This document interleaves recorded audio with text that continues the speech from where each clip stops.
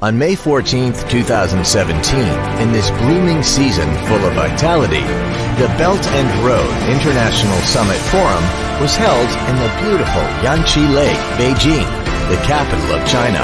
More than 1,500 representatives from over 17 international organizations and 130 more countries in 5 continents participated in this grand event and made their contributions. Shining with unprecedented energy, the age-old Silk Road, which was once a showcase, has traversed history, walking into people's heart and marching toward the future. The Belt and Road is escorted by laws. China-ASEAN Legal Cooperation Center, CALCC.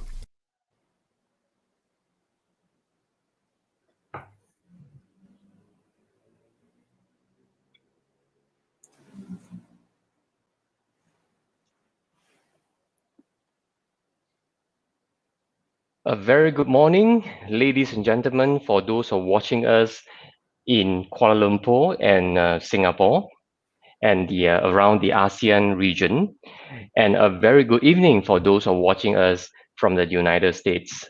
We are very happy today to have our friend Agustin from the United States speaking to us directly on the situation in the United States. So Augustine, say hello. Could you say hello to our viewers? Hi, hi. Good Hello. to see you here. Hi, hi. Good to see you too, Tay.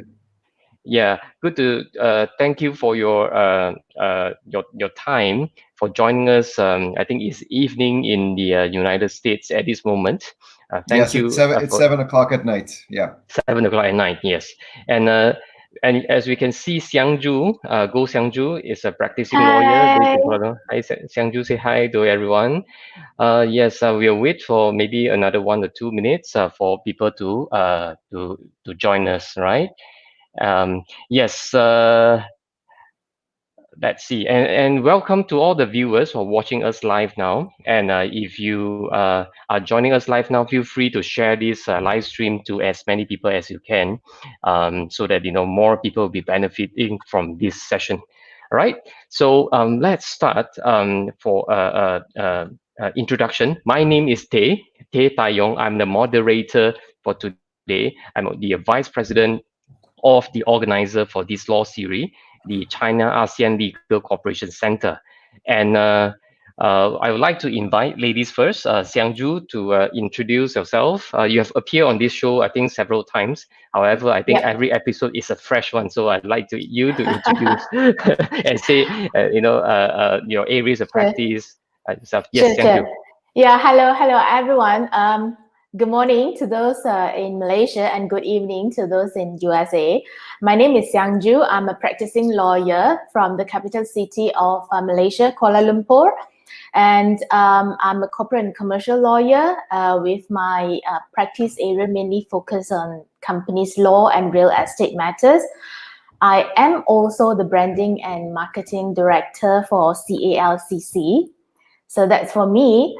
And I would like to thank Agustin again for agreeing to join us in this session. So if I may, I would like to introduce him a bit to the audience as well. Agustin Ceballos is a Mexican attorney licensed to practice law in California.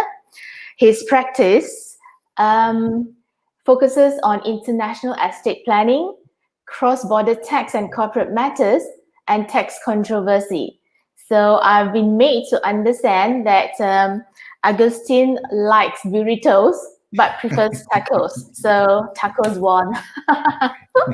All right. Yes, I think thanks for the kind introduction, and I think she has also helped to introduce Augustine.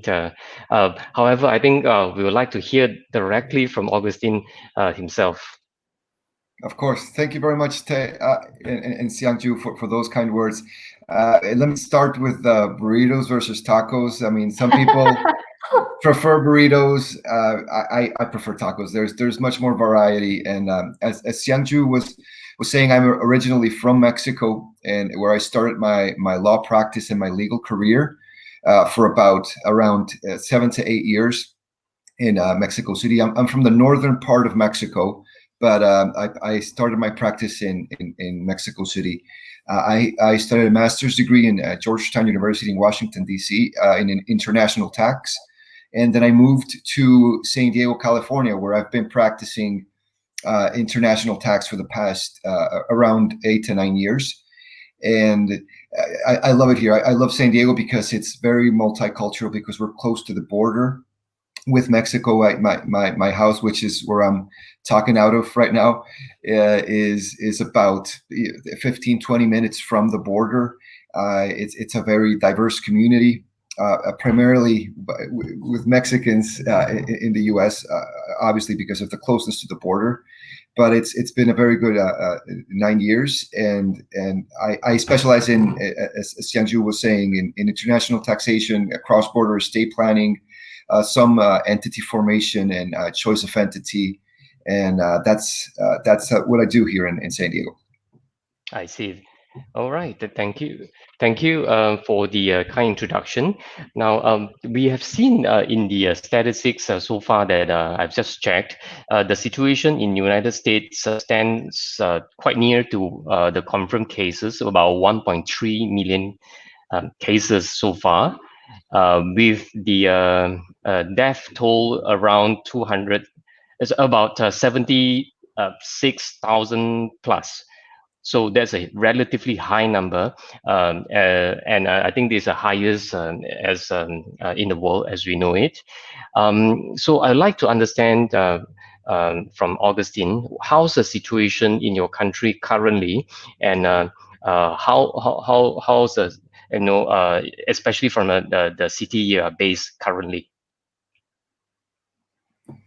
Well, as you know, the U.S. is immense. There's 50 states. It's very big. It varies in extension. California is the world's fifth economy. It's very different from other parts of the U.S. As you may already also know, the epicenter of the virus in the U.S. was, or it still is, sorry, New York City.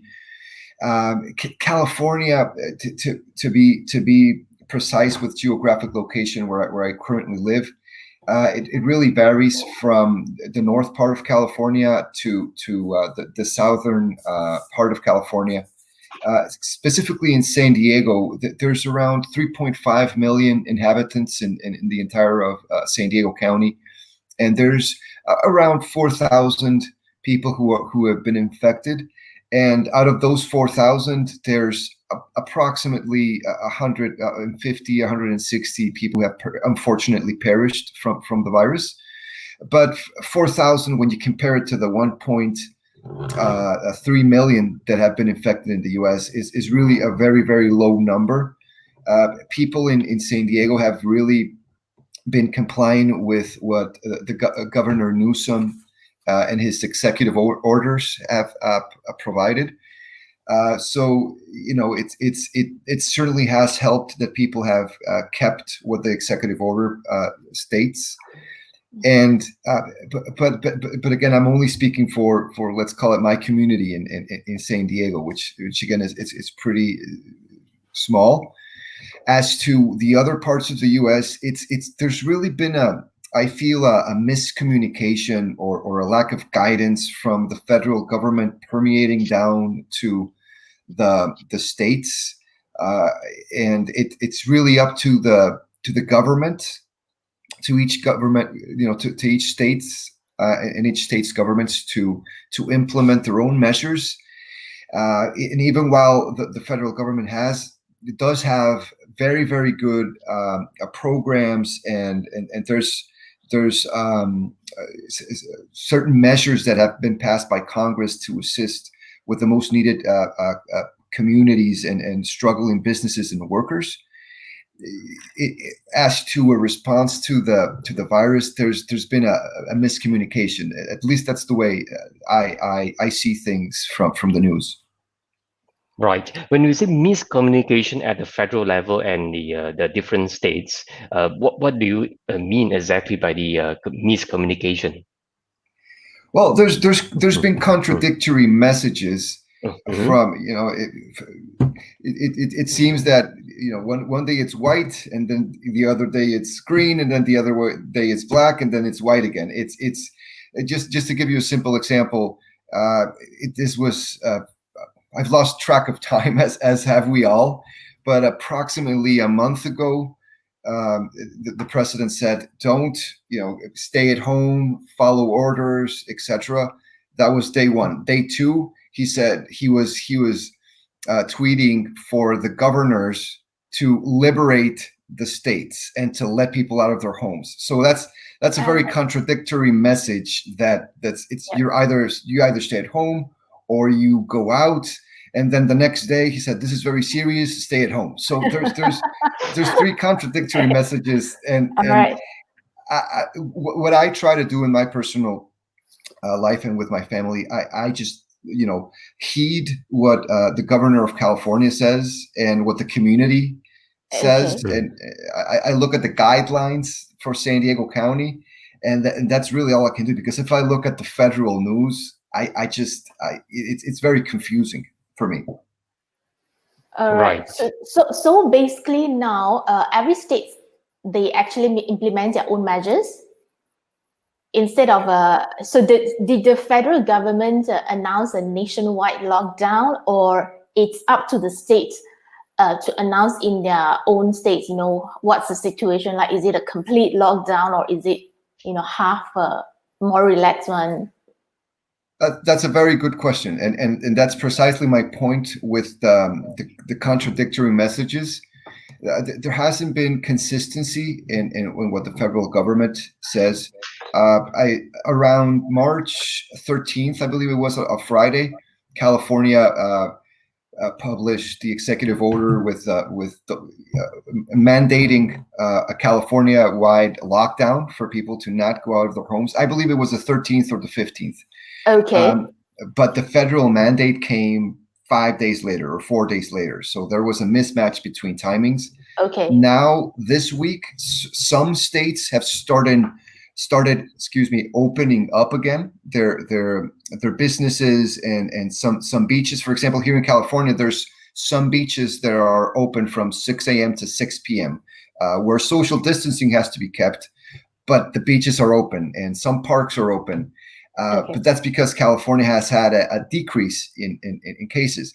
But in other parts of the U.S., there's been increases of cases, and in those states that cases are increasing, there's they're opening up again their businesses, and so in other words, to answer your question, yes, each state has their own schedule, and so that's what I mean between miscommunication between there's a lack of leadership, I feel, from the federal government to the states, and the states are left to their own devices. I see. Okay. Right.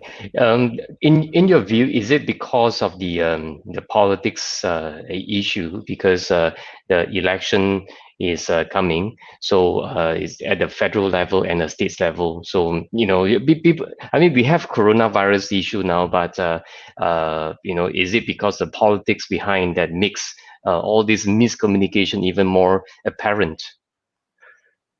Yeah, and I understand that exactly. It might have to do with that. There's a lot of things that have been done by the federal government. Like I say, there's been 4 stimulus packages into law that approved trillions of dollars for workers and people in need, and federal funding to support vulnerable communities, et cetera, from our tax from the tax dollars. But still, it's they've been funding to support vulnerable communities.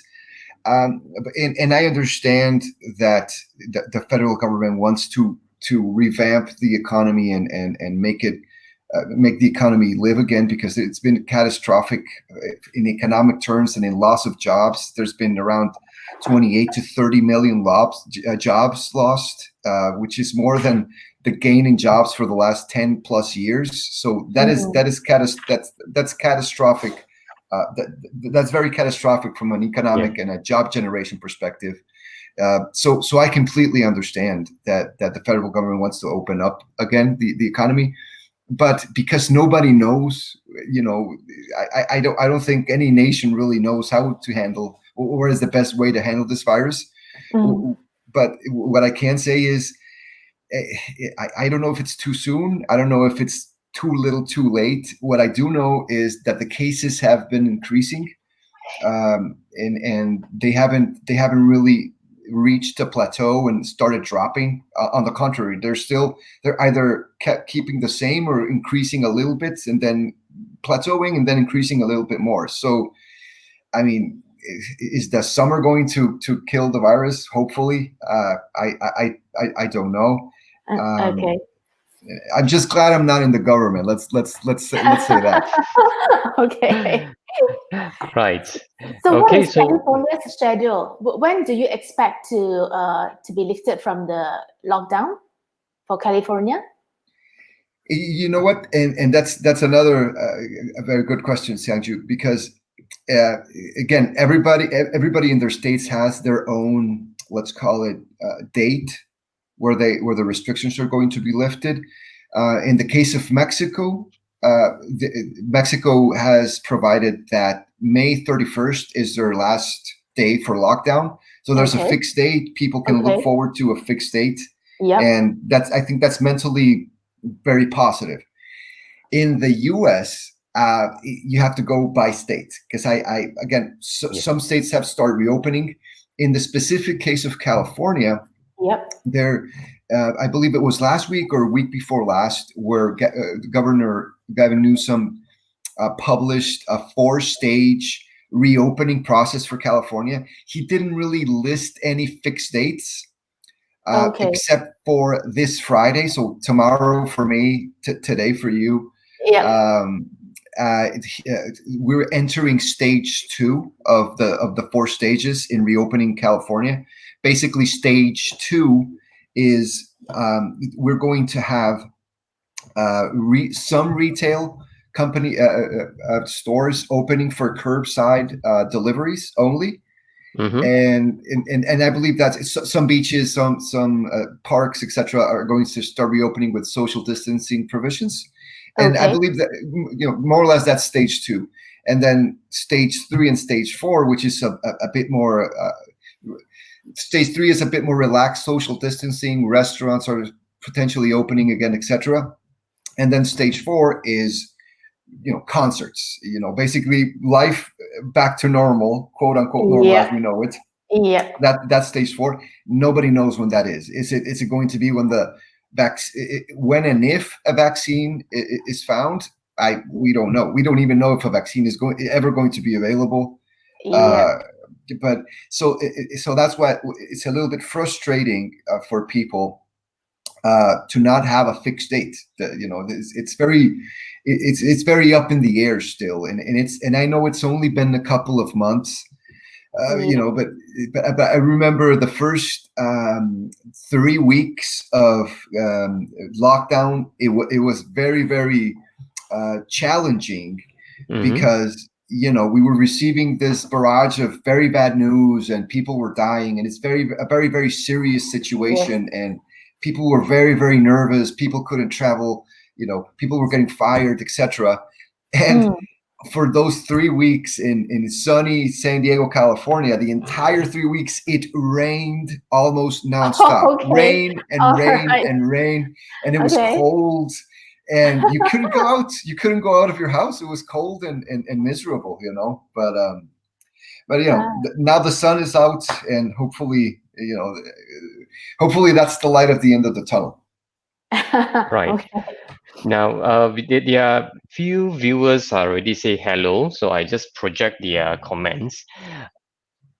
Mr. Chen says hi with a little cat over there. Hi, Mr. Chen. Good to see you here. Hi. Hello. And this is Mr. Chung. Hello, Xiangju. In Zoom court now. We'll catch later. Wow. Yeah. Okay. Hi, Chung. Mr. Chung is a lawyer from Singapore. They are still under the lockdown. Singapore, they call it the circuit breaker, the CB. So the legal term they use is a CB. But their court is still operating via Zoom on a virtual online hearing, right? Yeah. And Miss Leng Wee Man asked, how is the economy right now? So, Agustin, would you like to take this question? How's the economy right now? What's the impact on businesses? That's very bad. Yeah, very bad. The economy is very bad. I mean, I am very, very, very lucky to be able to actually go to work to my office every day, because we're considered a essential critical infrastructure workers. So attorneys and professional services such as legal and accounting services are considered essential critical infrastructure workers. So we're allowed to go to work. And in addition, my law firm provides services to these essential critical infrastructure workers, such as hospitals, doctors, et cetera. So right. I mean, I'm very, very privileged to actually be able to go to the office and work. But having said that, I mean, there's obviously the tourism industry. My office is in downtown San Diego, California, and it's right next to a hotel. I believe you went to my office, Xiangju, or maybe you passed. Yes, past there. Yes, we did. Yeah. And so it's right in front of a Marriott hotel with hundreds of rooms, and you always see people coming and going. I haven't seen one person come and go in the last month. So it's very impactful. And not to mention restaurants, not to mention concert halls, not to mention just everything. It's I don't think we've seen what the economic impact has been. The federal government has passed packages, relief packages. We're supposed to get checks in the mail with relief to pay rents, etc., or just to pay groceries. I haven't received mine, but again, I'm working, so I really don't. I mean, I'm looking forward to it, but I'm one of the lucky ones. But there's millions of people who have lost their jobs. There's millions of people who are looking for unemployment insurance. There's millions of people applying for the loans that the federal government has also approved, called PPP loans for small businesses. Okay. But because of the overwhelming demand for this PPP loan, it's been very, very hard for people to access, for some people to access these loans. So Right. I think it's too soon to answer that question, but the economic impact has been catastrophic. Okay, well, you know what? In Malaysia, we lawyers here, we are so envious of the lawyers around, like yourself in California and in Singapore. You are considered essential services, but during our initial lockdown, law firms are not allowed to operate because we are not considered as providers of essential services. So during the whole lockdown, not until this, it takes certain phases. So the third phase, law firms, we have to apply to the authorities in order to get the approval to operate. And some firms, they are allowed to operate only 2 days a week, and not until this week that many of the law firms are allowed to operate. Yeah. And that's very interesting. And here in California, I don't speak for California. I speak for San Diego County and for my firm, I guess. But I know some firms in California that they can't, even though they're considered essential infrastructure workers, essential critical infrastructure workers, they can't get into their building because the building is shut down. So their office is in their building, but the building is shut down, so they can't access their office, because of county restrictions or just the building is locked down. So, okay. It's if that was the case with my building, thankfully it isn't. So. Okay. Right. All right. With all these essential and critical infrastructure worker having to work like you during the lockdown, what are the tracing methods? As you're going into office, you need to register, or do you scan a barcode so that in case of any confirmed cases, they are able to trace back those person in direct contact with the confirmed cases? So is that a tracing method during this period of time? That is an excellent question. I mean, I believe that I believe that both the U.S. and I think it was South Korea at the same time we got we identified the first infected person, and then I believe right now South Korea has no infections or a very decreased number of infections, and here in the U.S. we have 25,000 infections every day. So there's a very big difference, and from what I read in the news, it's because of the tracing that they did. So so that's a very, very good question. No, we don't have tracing in my office or in my building, to the best of my knowledge. What we do have, the measures that we've been implementing, is we wear face masks when we're in the elevators. I don't see people, but just in case, I wear face masks. My office is probably 2/3 or maybe more, empty. It's almost completely empty. There's out of 45 attorneys, there's only about 10 attorneys going there. Okay. 10 to 15 on any given day. There's hand sanitizer every 10 feet. There's hand sanitizers. Obviously, we keep our social distancing, and that's basically it. But there's no registration. There's no. There hasn't been any kind of tracing, and I believe that's a big part of the problem. That's a big part of the inconsistency nationwide, where there's why we have 25,000 people every day being infected, and why South Korea and other Asian countries have either no infections or have lowered their infections significantly.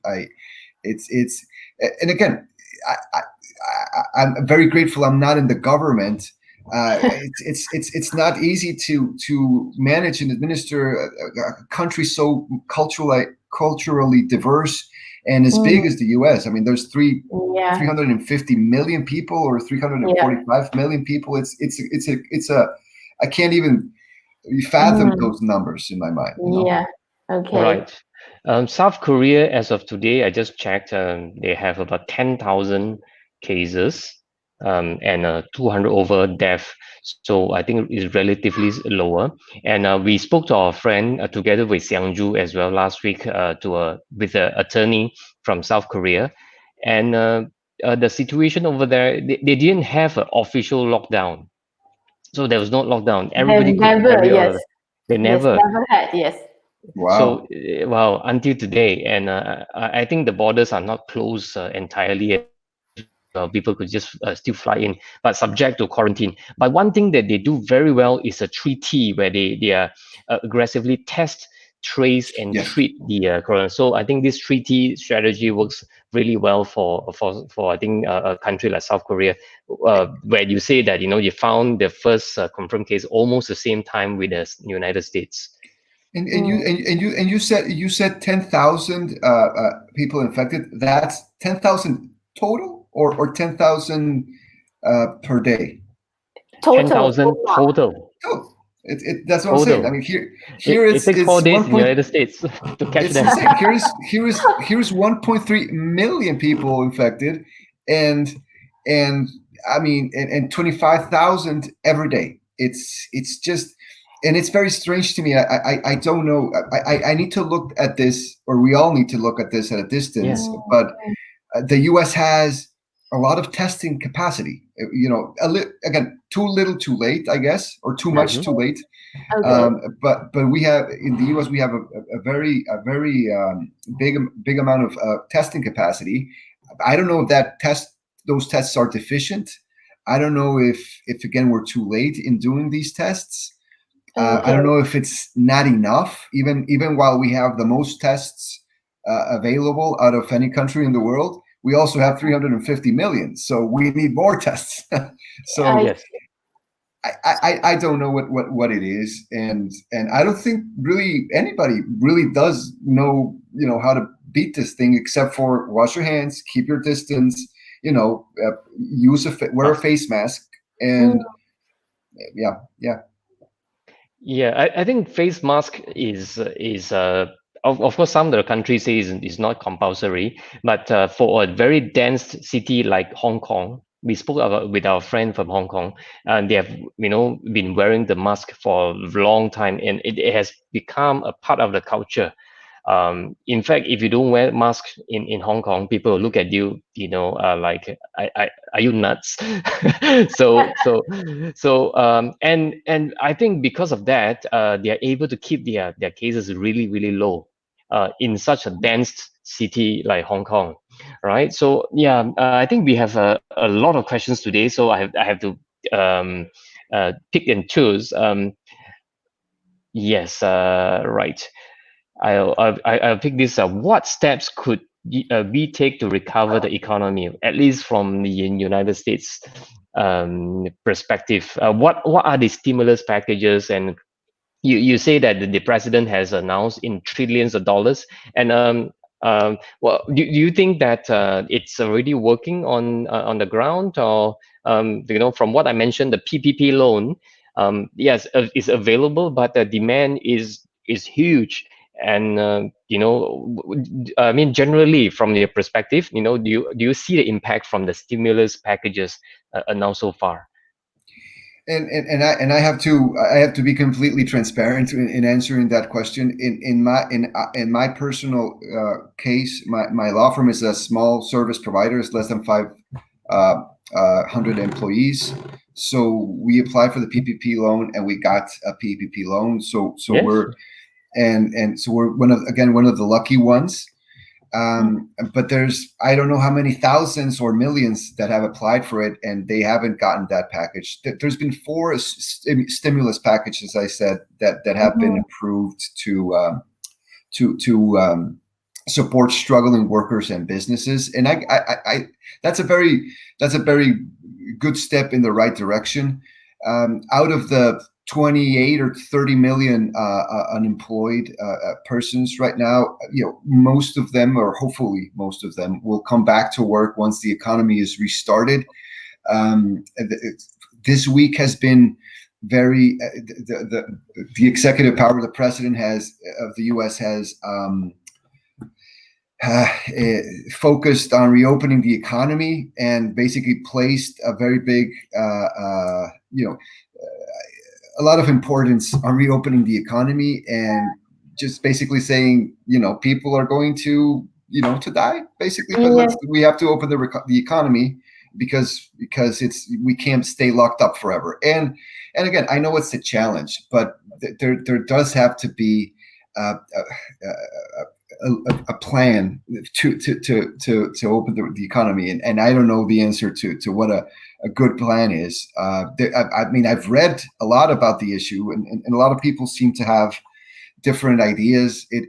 But all of the ideas seem that the one thing that they have in common is that there's definitely needs to be more testing available.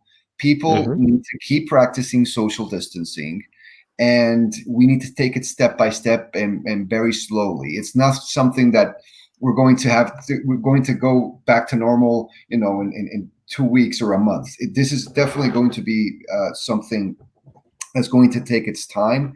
I've heard a lot of people that are very, very anxious because they can't watch American football or baseball.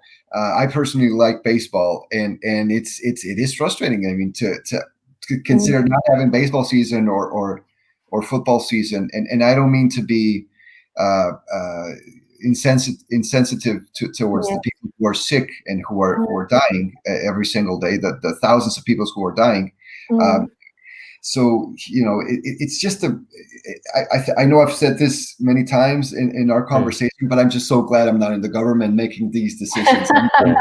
I'm just an attorney, and I go to my work and deal with private transactions, and I don't deal with these very, very difficult times and questions. I think for the Malaysian perspective, I'm not sure whether you heard about it. We sort of changed our government right before the COVID-19 pandemic. So it's a newly formed government. I think literally, 1 week before the lockdown. So building from what you said, you're glad you're not a government, but in our context, we have our government, and they have to go straight and deal with this COVID-19.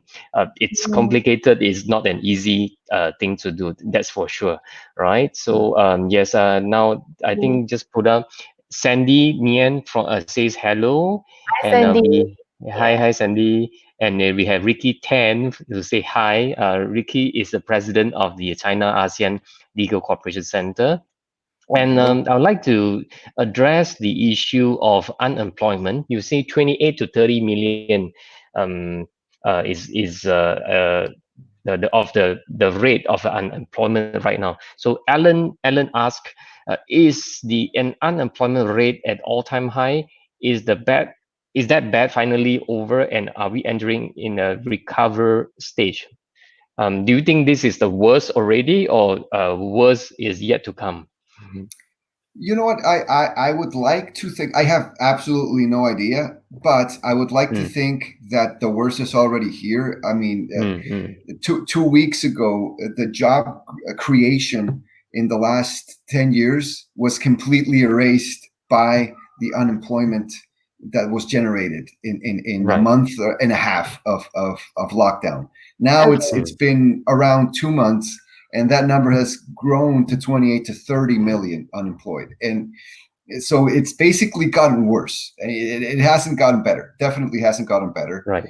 Is it going to get worse? I hope not. I really, really, really hope not. And that's where the question of, well, do we reopen the economy, or do we keep, perpetuating the lockdown? That's the very, very difficult questions that we have. Malaysia is facing the same problem as well. Balancing the economy and reopening the business, and as such, open up, subject people to health risks. So we are also facing the same problem. Yeah, and I'm sorry, Teh. Yeah, go ahead. That's the U.S. and I know we're focusing on the U.S. right now, but my home country of Mexico, it's it basically more than half the people there live on a day-to-day basis with informal or formal businesses. And the economy of Mexico can definitely not be shut down for more than 2 or 3 months. It would be much more economically catastrophic for Mexico. Plus, they don't have the stimulus packages that the U.S. does have, and has been injecting into businesses. And the Mexican government has changed, like Malaysia has changed from one person to another. And unfortunately, it hasn't been that positive for Mexico. So and so it's raining and it's flooding basically. So yeah, in Mexico you can't shut the economy down with more than half the population living in dire conditions and living on a day-to-day basis. So in a way it's very different in the US, because we have unemployment insurance. Even though millions of people haven't gotten access to it because of the system has been flooded, we have the stimulus packages, we have the PPP loans. I mean, there's something being done, and it is working, but it's just overwhelming to contemplate 30 million people unemployed. It's just too much. The expectation is that the economy will potentially shrink by anywhere from 5 to 7%, which is astronomical. And that's the expectation. So, hopefully the expectations are off, and they will be pessimistic. Another the cost for businesses is a rental of the property, where they're renting, be it in the office space or the shopping malls.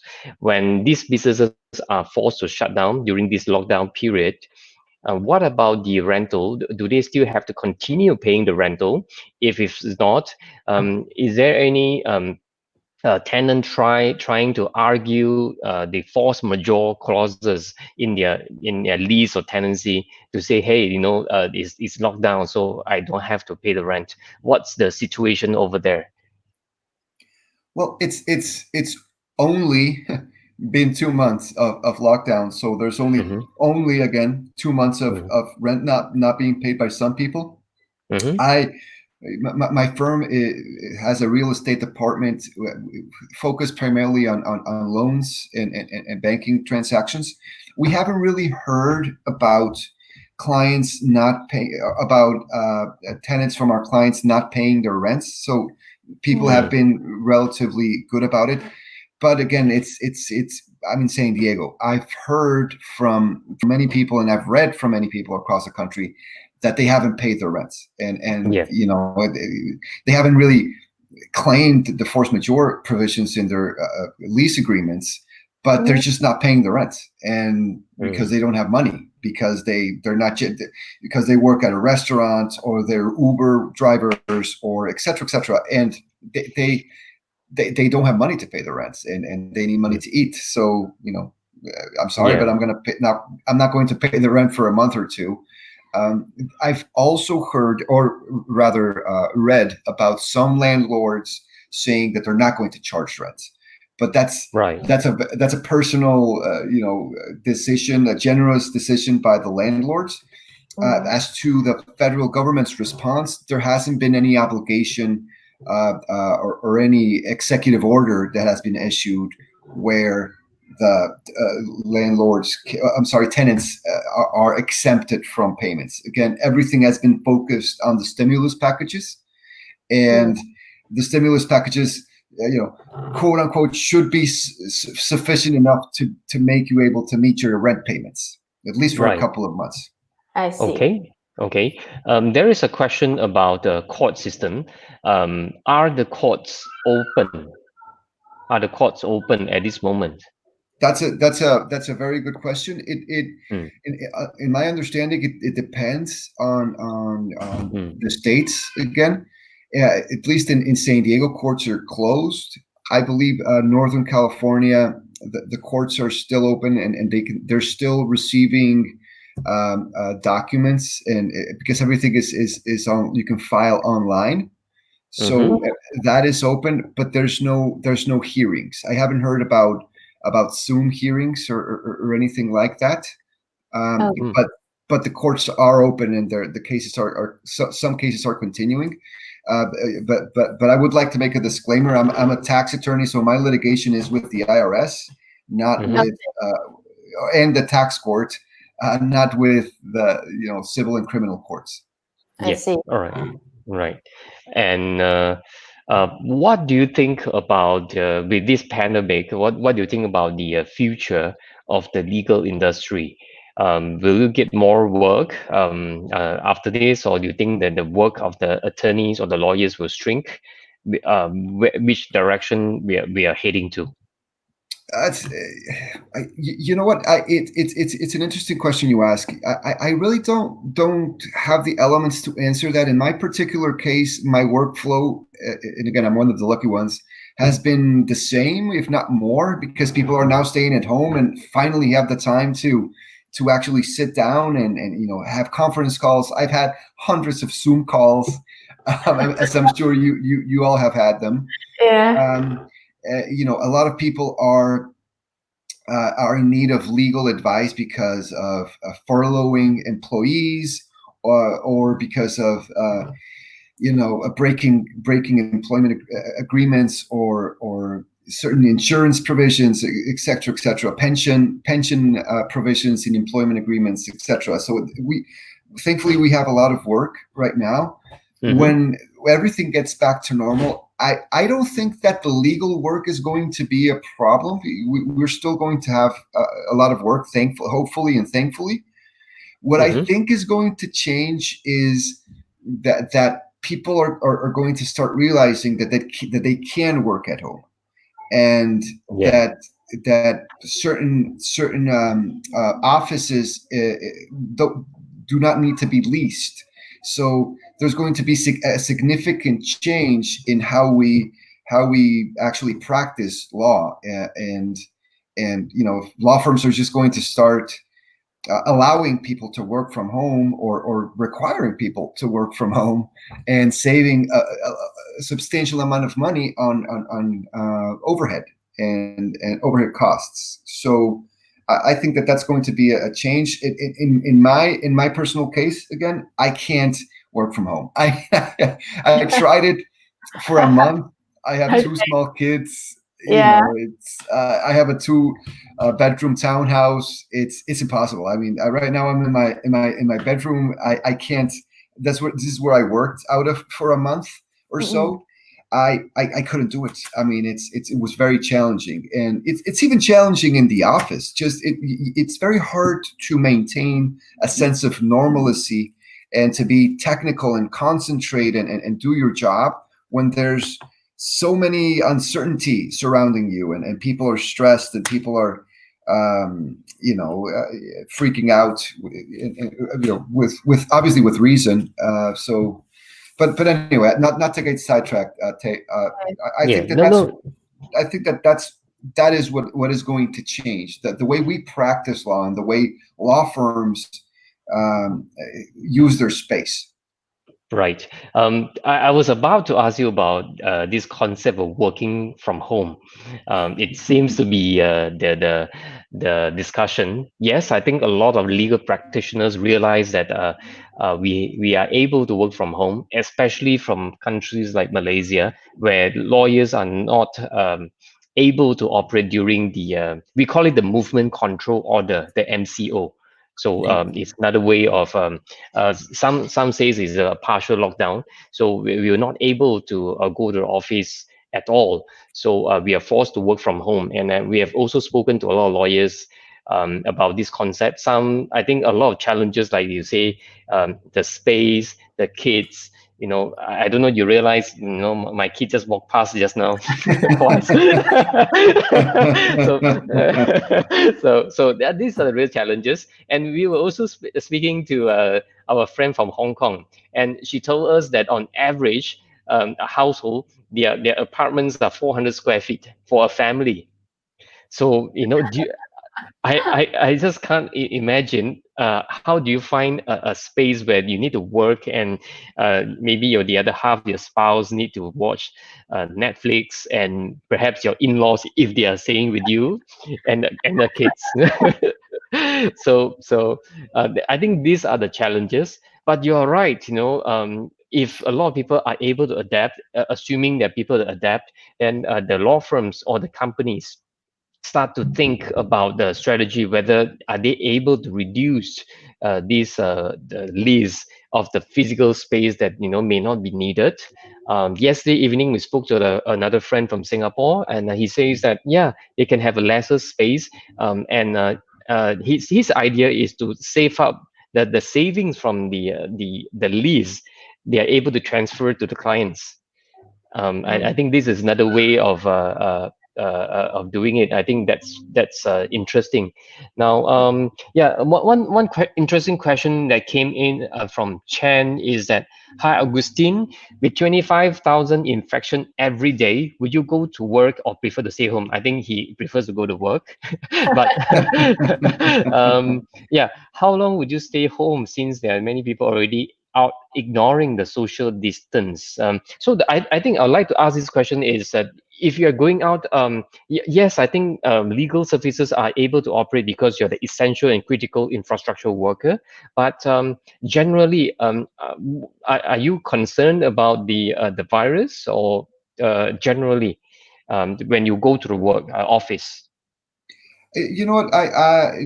I'm not overly concerned. I mean, I take my precautions. I follow the rules. I follow everything that the government, the Governor Newsom says in his executive orders. I wear the mask. I stay away from people. But that's about it. I mean, I carry my life out as normal as possible. I go to the supermarket. I've gone to the supermarket on average 4 times every week. If I forget to buy something, I go to the supermarket next to my home. Right. And you have to remember, for the person who was asking this question, there's 25,000 people who are infected every day in the U.S., but in San Diego County, where there's 3.5 million people, there's only 4,000 people that have been infected in the past 4 months. So if you take, and the extension, there's 67,000 square kilometers in San Diego County. So if you take those numbers, the possibility of being infected is really, really, really low. And I can't be infected. I'm not saying I couldn't. I obviously could.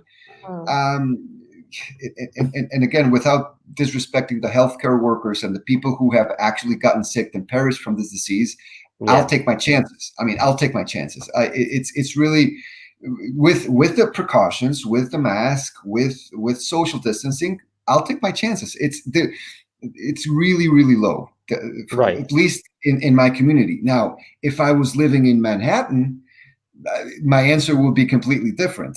Or if I was living in I don't know, Tampa or Miami, where people are getting the infections are spiking, my answer will be completely different. But if you ask me in San Diego, I don't live afraid. Right. All right. So, Sangju, do you have any other question? Because there are a string of questions about president. I'm going to take that at the end. But you're going to ask. Okay, I will ask the question because there are quite a number of viewers ask. He says that Mr. President refused to wear mask. Next question is he vaccinated? All right. And how is Donald Trump? Is he okay? Any comments on this? Yeah, there's no vaccine for the person who asks, is he vaccinated? There's no vaccine, as you know. Yes, he has refused to wear a mask. And that's part of what I was saying at the beginning of our conversation. It's really disjointed and convoluted and contradictory message between the executive power at the top and the governors and the different states. And is he okay? I don't think he is okay. I think he has a lot of it on his shoulders. I see him in news conferences and on the TV, and he just looks very stressed and very angry and very frustrated at the situation, as are we all. I think that he's more frustrated because it's an election year and the economy was doing great.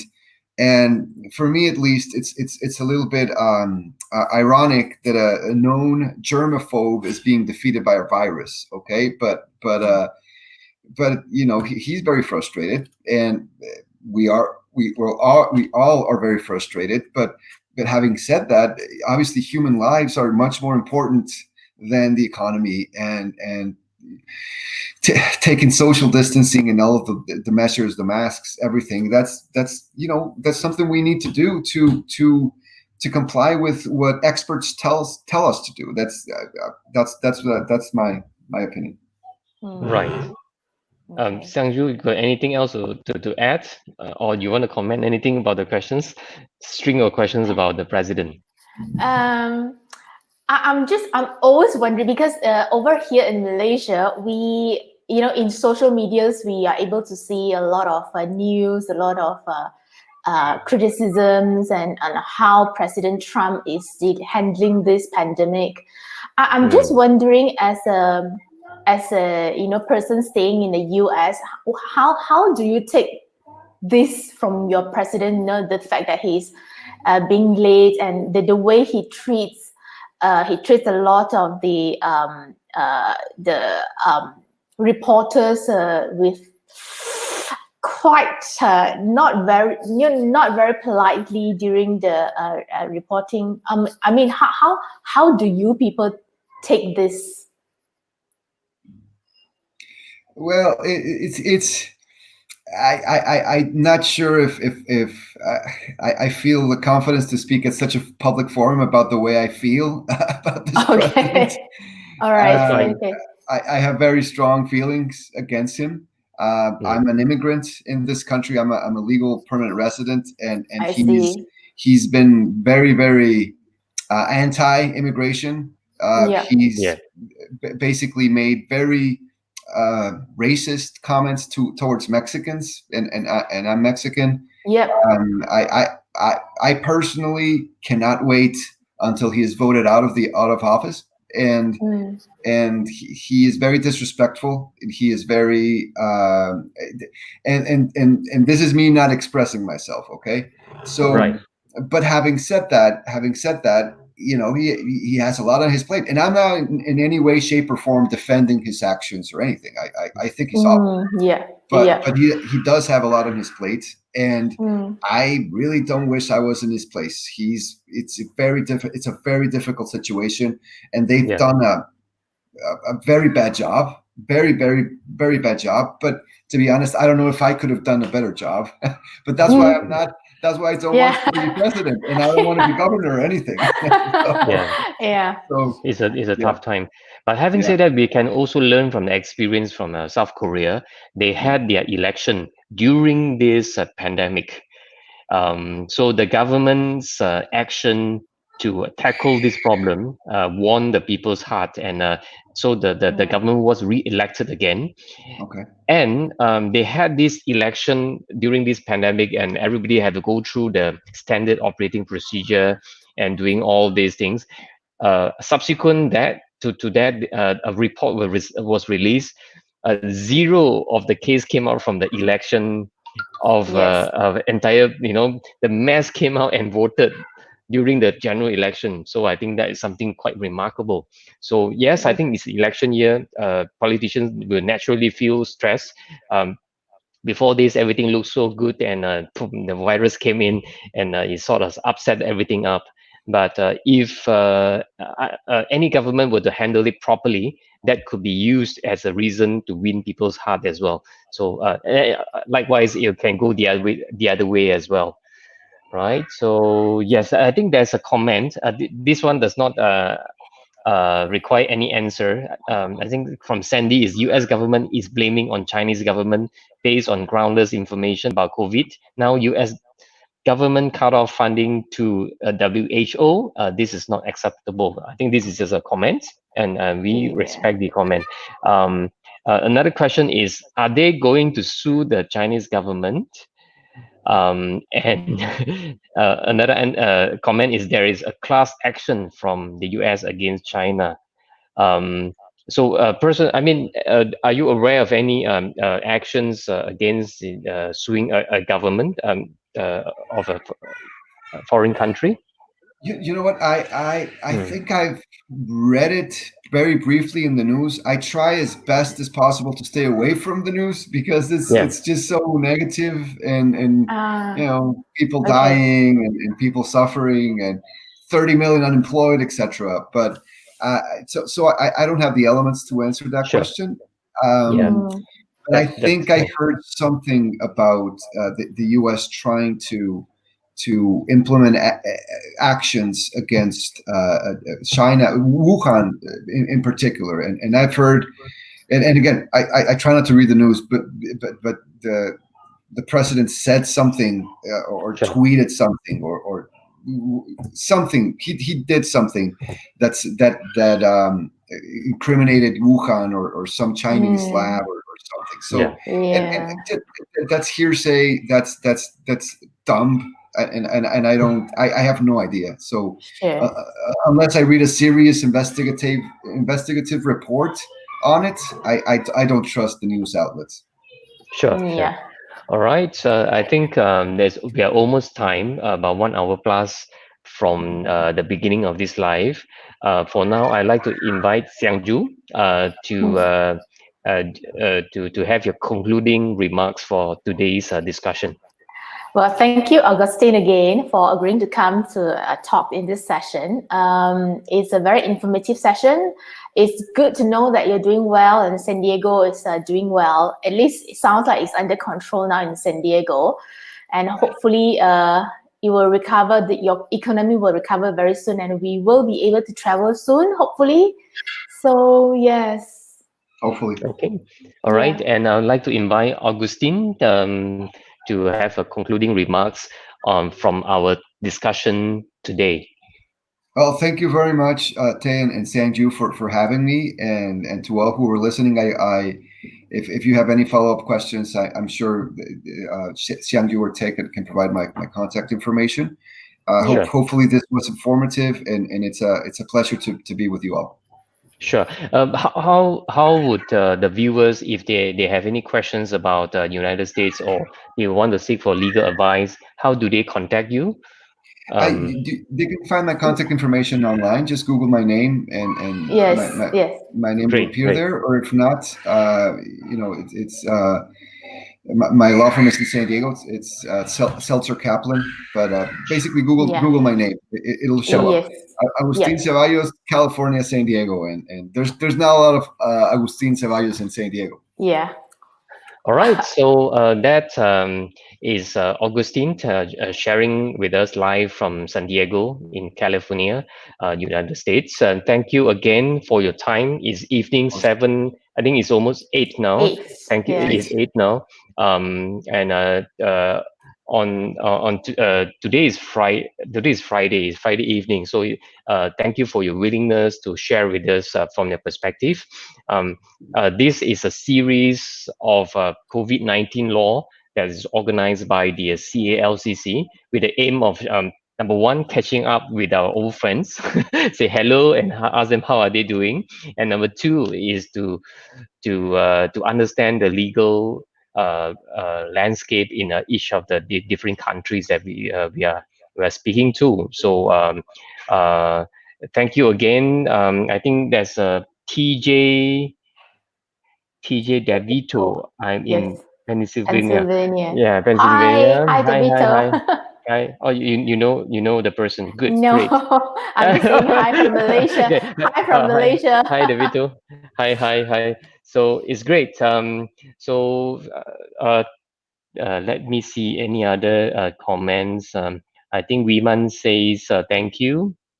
Thank you, Augustine and Xiangju. Thank you for the session. It is informative and stay safe to all. All right. I think that wraps up the discussion today. My name is Teh Tai Yong, and I'm happy to have both of you speaking to us today. And in the meantime, stay safe and also to stay healthy. I think more importantly, and I think above all, I think we have to stay positive. Yeah. And I think the worst will be over soon. All right. Yes. Thank you and take care, everybody. Bye Take bye. care. Bye. Bye.